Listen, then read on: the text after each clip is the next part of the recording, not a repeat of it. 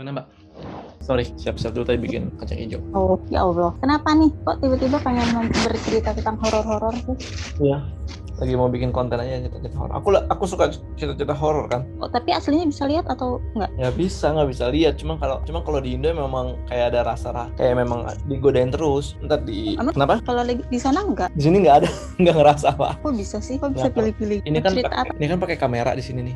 Pakai kamera. Aku tinggal sama temen aku sebentaran. Mm-mm. Kamera. Jadi aku perhatiin kalau malam itu ada penampakan atau enggak. Di sini tuh nggak ada penampakan, Mbak. Cuma ada kayak bulat Oh, spirit, kalau kata dia bilang, iya, kalau spirit. bilang namanya spirit ops. Jadi suka ada yang munculnya nggak muncul begitu, muncul tuh lari kayak seret gitu, Ah, tapi putih transparan tapi bulat, nggak Iya, kayak iya, iya. itu kan kayak kain gitu kan, seret sekelebet. Dia enggak, di sini bulat-bulat. Iya, kata temanku yang bisa lihat juga nggak melulu harus berbentuk sosok. Pasti dari bulat-bulat itu juga ya itu termasuk katanya gitu. Dan karena saya dikelilingi oleh semua orang-orang yang bisa lihat, gue jadi lama-lama makin sensitif parah, mati jadinya. Terus gimana punya pengalaman apa nih, Mbak?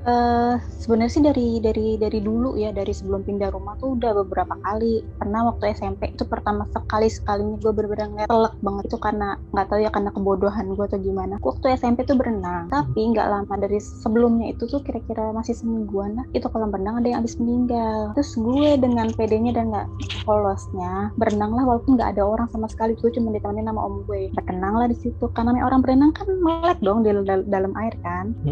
Terus ada yang lewat begini nih, tapi mukanya semua ketutupan rambut, ngelewatin gue. Terus gue langsung berdiri kan, karena gue pikir siapa nih. Gue nengok kanan kiri, nggak ada, cuman gue satu-satu yang di kolam renang itu yang benar-benar ngelihat pelak sejelas-jelasnya gitu. Jadi dia sengaja ngelewatin, tapi mukanya tuh nggak ke gue, tapi semuanya ketutupan rambut.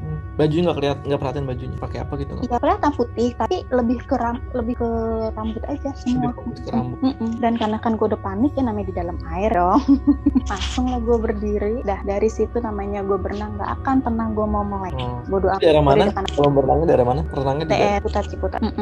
Sekarang udah ditutup tempatnya. Karena pokoknya semenjak ada yang meninggal itu sepi banget. Udah semenjak dari itu paling kalau ngeliat tuh cuman kayak set lewat putih. Tapi biasa di rumah juga kalau lagi ditinggal sendiri itu dulu ada yang manggil nyokap. Padahal gue tahu sendiri, tapi ada yang manggil dan gue dengan bodohnya tuh gue nyaut ya gitu. Terus gue sadar, oh iya kan gak ada orang. Masih santai banget, bodoh amat. Itu sering namanya dipanggil kayak gitu dengan suara nyokap, suara bokap, itu sering banget. Tapi masih ya udahlah, bodoh amat itu, karena gue denger gitu kan. Udah makin lama kesini makin ketemu sama teman-teman yang bisa lihat. Di kantor gue aja nih 2 orang bisa lihat, 1 OB, jadi 3 orang di kantor. Dan gue punya teman sendiri namanya Ratih ya, dia bisa dibilang orang yang selalu ngebersihin gue deh dari makhluk-makhluk itu. Dia yang ngomong kalau gue tuh sebenarnya sensitif, cuman karena gue nggak mau mendalami dan segala macamnya, mendenial, jadi kayaknya masih nolak gitu kan. Kalau menurut dia dan orang-orang yang bisa lihat juga, gue tuh wangi katanya. Tuh jadi makhluk itu bisa ngerasain ya? Iya, jadi mereka ngerasa nyaman katanya deket gue, disangka gue bisa lihat. Gue pernah diajak curhat di HRL. Lo bayangin dong? Bukan orang lah. Tapi kelihatannya orang. Kayak gimana? Enggak, jadi gue tuh rasanya tuh tiba-tiba gue di KRL kan ada AC ya. Yeah. Gue keringetan ngocor gitu loh, keringetan parah ngocor, pusing, kelayangan. Nah, gue sambil chattingan sama temen gue namanya Ratih itu. Gue bilang, tapi gue masih positive thinking. Gue bilang nih kayak kolesterol gue ini nih kumat nih, soalnya gue kelayangan, gue keringetan lah segala macam, gerah gitu loh, panas. Terus dia ngomong, lo dari mana? Ada yang ngikutin lo tuh, dia bilang gitu. Ngikutin gue, iya, dia seneng sama lo, dia lagi curhat, lo disangka bisa lihat, dia lagi cerita sama lo, lagi curhat. Lo bayangin dong, di KRL gue diajak curhat terus. Karena akhirnya dia ngasih tahu, maksudnya lo ngomong kalau setiap gue ngerasa gak nyaman atau gue dipanggil dengan yang sebenarnya gak ada yang manggil gue dalam hati harus ngomong gitu. Di kantor tuh harus ngomong. Komunikasinya dari hati. Iya, mereka bisa ngerasain walaupun kita dalam hati. Jadi kayak di kantor nih, gue sering banget dipanggil sama suaranya pakai suara bos gue. Sampai gue pernah sering banget namanya itu datang ke ruangan bos gue, kenapa Pak? Terus dia bingung, kenapa apanya? Loh, bukannya Bapak tadi manggil saya? Enggak, itu tuh berulang-ulang. Kayak gue jadi dikerjain kan di kantor. Di situ gue ditahu, lo bilang, lo marah di situ, jangan ngerjain, jangan suka manggil-manggil. Nah, gue pas terakhir itu gue ngomong kan dalam hati, please dong jangan usil, gue bilang gitu. Karena kan kita nggak saling ganggu, jangan usil, jangan suka manggil-manggil. Berhenti di situ, nggak pernah lagi gue dipanggil gitu. Jadi harus diajak ngobrol. Kontrol dari dari dalam hati. Nah kalau yang di rumah, gue awalnya nggak pernah cerita sama teman gue namanya Rati itu, walaupun dia sering kayak sebulan sekali lah ke rumah kan, karena dia bisa treatment totok sama pijit. Sekalian lah gue bersihin lah ibaratnya sama dia dari tempelan-tempelan makhluk-makhluk yang centil-centil itu. Gak jelas datangnya dari mana, nempelnya dari mana. Iya, karena gue bisa cuma dari tempat kopi, mereka bisa ngikutin gitu. Nah terus jadi sering di rumah itu gue setiap jam 2 jam 3 tuh kebangun dan langsung kayak kaget dan kayak orang ketakutan, gimana sih lo namanya baru bangun tidur tapi kok gue ketakutan, selalu kayak gitu, keringetan sini gue basah padahal pakai AC, terus kayak gitu setiap hari. Gue baru ngomong nih akhirnya sama teman gue namanya Rati, gara-gara gue lagi tidur, tau gak lo, pundak gue kayak diginiin gitu, kayak dipegang dan tangannya tangan cowok. Berasa kan kita bisa bedain ya tangan cowok kayak apa kan gede, tapi megangnya dia nggak kasar, dia megangnya begini gitu. Anjing gue merinding. Gue kaget, gue kebangun kan. Udah dari situ sekali gue cerita doang sama teman gue yang di kantor, gue cerita main di kantor. Nah yang di kantor nyoba nolong gue ngepagerin rumah gue berserta dipindahin tuh. Jadi yang dia lihat itu katanya bentukannya kayak Miss K, tapi sebenarnya kuntilanak. Miss K, ada lagi Miss K. Iya, nanti nyebutnya Miss K. Bentukannya tuh, tapi sebenarnya laki-laki. Oke. Baru lagi nih. Nah, iya, jadi Miss K itu jadi bisa laki-laki juga gitu. Jadi Mr. K ya, tapi bukannya bentukannya kayak gitu, tapi laki-laki. Dia bilang tuh, ya pindahin lah nih ceritanya. Udah tuh, gue cuma bisa tidur semalam tenang. Besokannya begitu lagi. Akhirnya barulah gue cerita lagi sama teman gue yang Rati ini kan. Cerita sama namanya Rati, dia bilang iya itu jawara soalnya Kak, dia bilang gitu. Dan memang energinya dia panas, makanya dia tuh sering bolak-balik ke kamar gue sama kamar bokap gue, yang ternyata bokap gue juga tiap hari nggak pernah bisa tidur sebelum dengar azan subuh. Gitu, sama hawanya bikin panas, gerah gitu loh, nggak bisa tidur. Jadi dia bolak-balik kamar gue, kamar bokap itu di jam yang itu. Makanya karena kalau gue, karena dianggap karena gue agak sensitif, gue bisa ngerasain dia datang, makanya gue bangun gitu. Nah lo bayangin dong, itu yang dipegang ya, berasa tangan. Ada lagi yang terakhir yang sampai gue minta tolong untuk tolongin dong, udah pergi aja gitu. Lagi tidur, kayak ada orang napas di kuping. Berasa ya anginnya? Bukan angin. Di kuping, suaranya di kuping gue langsung yang ada. Akhirnya temen gue namanya Rati dibantuin sama omnya, sepupunya, pokoknya yang ngerjain itu 3 orang. Ada yang dari Jawa, jadi mereka nggak di sini ya, nolongin gue tuh nggak di sini. Jarak jauh. Pasti dari jarak jauh. Diajak negosiasi, dipagerin rumah gue, dibilangin jangan boleh berkeliaran tapi di luar rumah, jangan balik di rumah gue. Sejak dari itu aman, alhamdulillah gue bisa tidur plong aja dan gak ada ketakutan gitu. Sampai sekarang. Sorry, kelewat. Yang pertama kali sebelum kejadian gue dipegang segala macam itu yang diketok. Tahu kan lo kaca kalau diketok kayak apa bunyinya? Ya gue lagi sendiri di rumah karena gue kaca jendela kan berarti? Jendela, iya, kaca jendela cetok gitu. Gue kan emang dari dulu ditinggal sendiri bodo amat kan. Diketok terus gue pikir siapa kan? Baru gue mau buka pintu gue kebuka sendiri. Tapi gue masih mencoba positive thinking kan, karena gue sepi kan, angin kali ini gitu kan. Tapi gue liat, wah nggak ada orang, sepi di rumah gue tutup, gue kunci. Akhirnya gue video callan lagi sama teman gue itu kan. Gue cerita, gue diketok deh, gue bilang gitu. Itu dari rumah sebelah, emang rumah sebelah gue kosong. Katanya mau kenalan. Terus dong, mau kenalan, gue diketok itu, wah. Agresif banget ya satu-satu. Parah. Jadi selain agresif terus ada jawara juga. Lo bayangin aja namanya jawara kan nih ngerasa di tempatnya dia, suka-suka dia doang gitu. Parah sih. Jadi ya begitulah. Jadi gue tuh kalau gue sekarang udah walaupun gue nggak sekarang gue udah tahu walaupun gue nggak bisa lihat, gue udah begini, kalau gue dideketin itu gue pasti kelayangan, kayak orang kelayangan mual terus gerah gitu loh, tiba-tiba gerah aja, panas di body ya, badan, bukan gerah dari matahari, tiba-tiba begitu. Itu pasti di sekeliling gue ada yang deket, jaraknya itu deket atau energinya besar gitu. Mau deket gitu kali, mau interaksi kali mungkin. Iya, mau ngajak ngobrol sih kayaknya, lebih kayak gitu. Tapi kalau orang kantor ngomong, karena bukan orang kantor doang sih ngomong, ada beberapa yang ngomong di belakang gue mana yang jagain gitu. Jadi alhamdulillahnya kalaupun deket nggak bisa sampai masuk, kan ada orang sampai bisa kemasukan kan gitu. Nah kalau gue alhamdulillah nggak akan bisa sampai masuk, dia bilang gitu. Cuma senang aja nimbrung, katanya udah kayak arisan. Dia pengen cari celah sebenarnya kali ya mbak. Bener-bener. Semua ngantri itu yang mau masuk. Iya bener. Gue pernah lo paket diantriin, ditimbrungin, ditungguin kayak kapan nih bisa masuk gitu, pernah. Dan itu gue gara-gara teman gue yang namanya Rati lagi dia tuh kayak yang jagain gue gitu.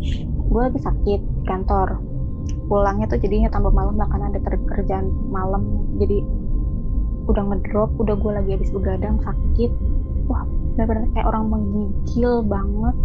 Gue di kantor, jadi si Rati itu mantau, dia untungnya lagi nginep di rumah gue, dia nginep di rumah gue, katanya dari jauh itu tuh di samping gue, di sebelah sini ada yang lagi gini, di samping sebelah sini ada yang lagi gini, di belakang nunggu.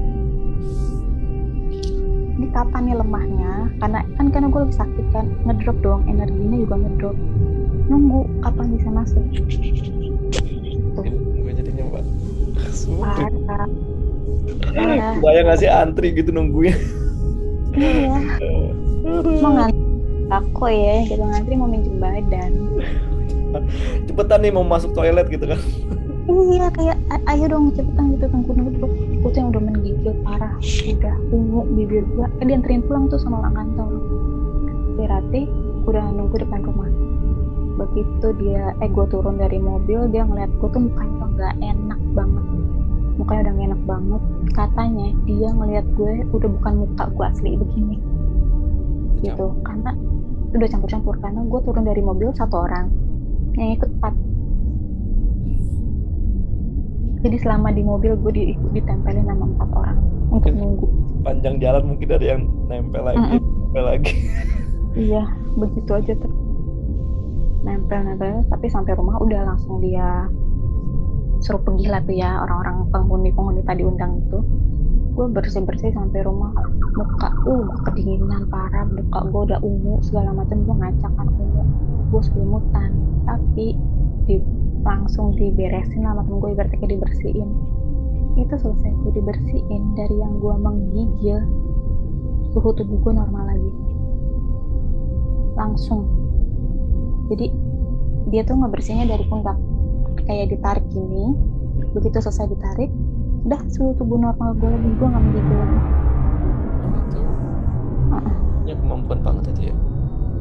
Oh ya, kalau dia memang ya, jadi makanya setiap sebulan sekali selain treatment, memang treatment yang totok dan mijit, sekalian dia ngebersihin gue. Cuman ya gitu, jadinya karena gue sering dibersihin, dinetralin lagi utuh gue. Kalau ada yang lewat, gue pasti kelayangan. Kalaupun ya atau enggak nih, teman gue nih habis dari mana, ada yang nempel, itu gue di mobil bisa kelayangan, bisa panas berat. Gue langsung nuduh teman gue, lu dari mana? Langsung gue gituin. Gitu. Karena alhamdulillah gue nggak mau lihat sih, tapi ngontrolnya gue taunya dari situ, kelayangan. Gue juga nggak mau lihat. Sama lah, siapa mau lihat sih? Gue lihat sekelibat aja, langsungnya itu apa tadi gitu. Gue pernah nggak cuman kaki doang, kayak slow motion ya. Kaki doang, kayak orang kayak bapak-bapak pakai celana pendek. Terus ada si Rati kan, dek tadi gue ngeliat ini. Iya, lagi jalan-jalan, udah biarin aja gitu doang dia, karena dia emang udah sekeluarga besar bisa lihat. Gitu. Aduh, kacau lah pokoknya. Itu yang di mana namanya, yang di kolam renang itu sih, itu nggak pernah. Itu sekali-kalinya yang benar-benar jelas ya, itu sekali-kalinya. Selain dari itu cuma lewat sekelebat lewat. Terus suara, lebih sering sih gue suara dikerjain, dipanggil kayak gitu, dipanggil. Atau pernah gue nginep di kosan teman gue, dia baru pindah, terus gue nggak sadar diri ya, suara gue tuh kalau ngomong dan ketawa itu kan kenceng. Itu kosan baru, walaupun kosan yang gak kosong-kosong amat, tapi kita penghuni baru kan. Terus gue lagi ngobrol, lagi ketawa gitu, gue denger gitu. Positif thinking lagi dong, gue pikir penghuni sebelah nih, si kosan sebelah terganggu, udah jam 12 malam kan. Udah gue agak pelan ngomong, gue belum ngomong nih sama temen gue yang punya kosan. Udah terus kelepasan lagi lah, pokoknya sampai 3 kali gue gitu terus kan. Terus gue ngomong sama temen gue, suaranya pelanin, kayaknya orang sebelah terganggu deh sama suara kita. Emang kenapa? Bilangnya, lah emang lu dari tadi nggak dengar kita di gitu? Nggak dengar apa-apa. Terus gue langsung, hah? Serius lu? Gue bilang, enggak, gue nggak dengar apa-apa sumpah gitu. Terus akhirnya dia ngasih gue nalar, sekarang mikir aja dia lo, kalau dia cuma susut doang, apa iya kedengaran, ini kan tembok, dia bilang gitu. Iya juga ya. Terus kalaupun nih dia ngomong sesuatu di depan pintu gue, masa nggak kedengaran pintunya, dia buka pintunya di malam loh. Lagi-lagi gue telepon lagi tuh, langsung video call sama teman si Radit. Gue barusan gini deh. Iya, itu penghuninya yang di kamar itu jadi beneran. Oh, di kamar itu. Di kamar itu dia cewek. Dia kaget sama suara gue. Lo bayangin dong, kuntilanak kaget sama suara gue. Terus Ya kan, soalnya itu di mana coba? Di sini nih, katanya dia. Di sini gue di kuping persis. deket banget ya. Iya, parah. Dia bilang katanya dia kaget sama suara lu, dia bilang gitu. Oh baik, maaf, gue langsung minta maaf kan. Keganggu. Bayangin dong kuntilanak keganggu sama suara gue, kayak suara gue ngeganggu banget dengan penghuni situ. Bukan, mungkin dia ngerasa saingan, siapa nih yang nyanyiin gue Gitu. Ada yang suaranya lebih tinggi dari suara gue, kata dia gitu. baru yakin. Kurang ajar ya. Ya ampun, sih gue lebih ke suara sih selalu. Kalau yang lihat sekelebat gitu, gue masih yang adalah bodo amat. Makanya yang sampai gue minta tolong, karena gue ya pernah dipegang. Lu gimana sih, nggak horor nggak? Lu tidur di kamar sendirian tiba-tiba ada yang megang. Ya itu gue takut tuh kalau lagi tidur langsung bangun lah pasti. Pastilah langsung bangun, gue langsung deg-degan gitu. Gue langsung deg-degannya parah, takut banget. Jadinya sampai sekarang gue nggak pernah berani lagi tinggal di rumah sendirian. Padahal dulu ditinggal beberapa lama, apa gue cuek aja. Nah, sekarang lebih sensitif. Iya, lebih sensitif. Terus ditambah teman-teman gue dikedain dengan orang-orang yang bisa lihat. Lama-lama kesensitifan kita katanya kayak jadi makin menjadi. Kalau lo bergaul dengan orang, Bentar. Oke. Nah, si Jamie mana nih? Ya, jangan dia pergi.